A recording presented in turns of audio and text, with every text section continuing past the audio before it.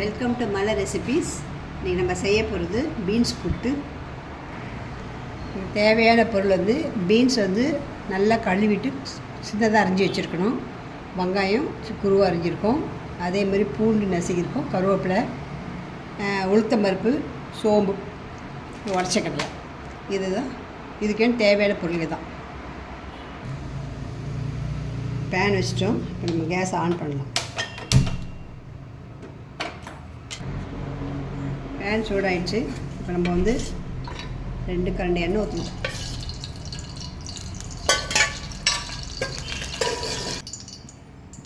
எண்ணெய் சூடாகணும்னா உளுத்தம்பருப்பு போட்டுடலாம்.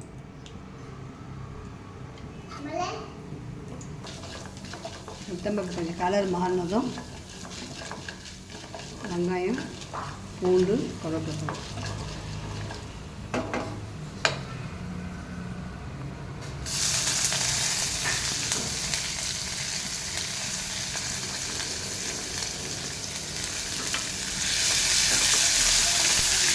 இதிலே உப்பு போட்டுடலாம்.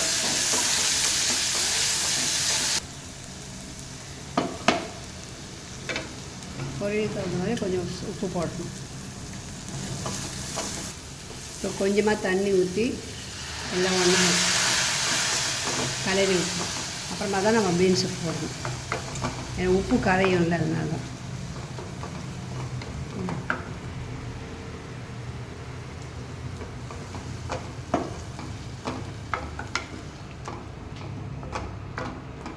அப்படியே கலர்னால் தான் உப்பு கரையும், இல்லைன்னா கட்டிக்கிட்டால் உப்பு நின்றுடும். ஒரு சிட்டிக்கு மஞ்சத்தூள் போட்டுருங்க. மிளகாத்தூள் ஒரு 3/4 ஸ்பூன் போட்டால் போதும். அவ்வளோ இதை கலரி விட்டுட்டு பீன்ஸை போட்டணும்.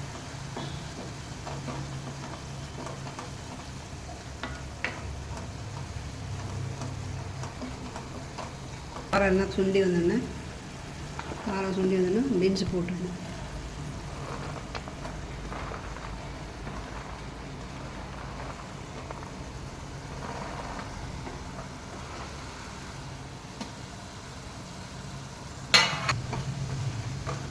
நம்ம ஃபுல்லாக கலரி விடுறது. கீழே மிளகாத்தூள்லாம் நிறைய இருக்கும். வெங்காயம், பூண்டு, கருவேப்பிலை இருக்கும். அதெல்லாம் ஃபுல்லாக நல்லா கலரி விட்டுட்டு அப்படியே சிம்லேயே வேக வச்சிடணும்.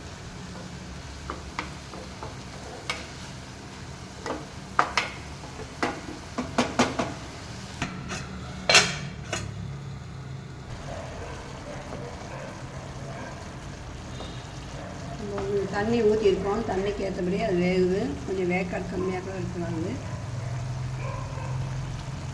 இன்னும் கொஞ்சம் நேரம் வேகணும்.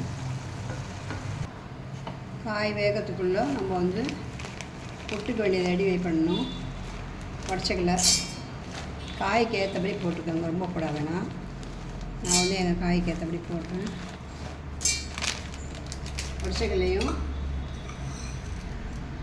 சோம்பும் மிக்சியில் அரைச்சிடணும். தண்ணி நல்லா சுண்டி வந்துடுச்சு. இப்போ நம்ம உடச்சக்கடலையும் சோம்பையும் தூள் பண்ணிட்டு வந்துருக்கோம் மிக்சியில். இப்போ அதை போட்டு நல்லா கிளறணும்.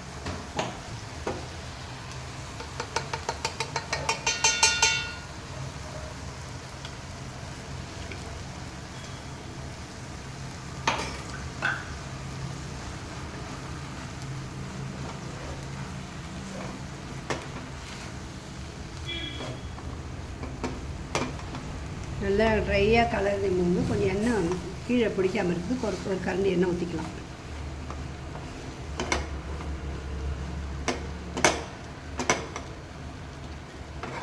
சிம் பண்ணிட்டு செய்யுங்க.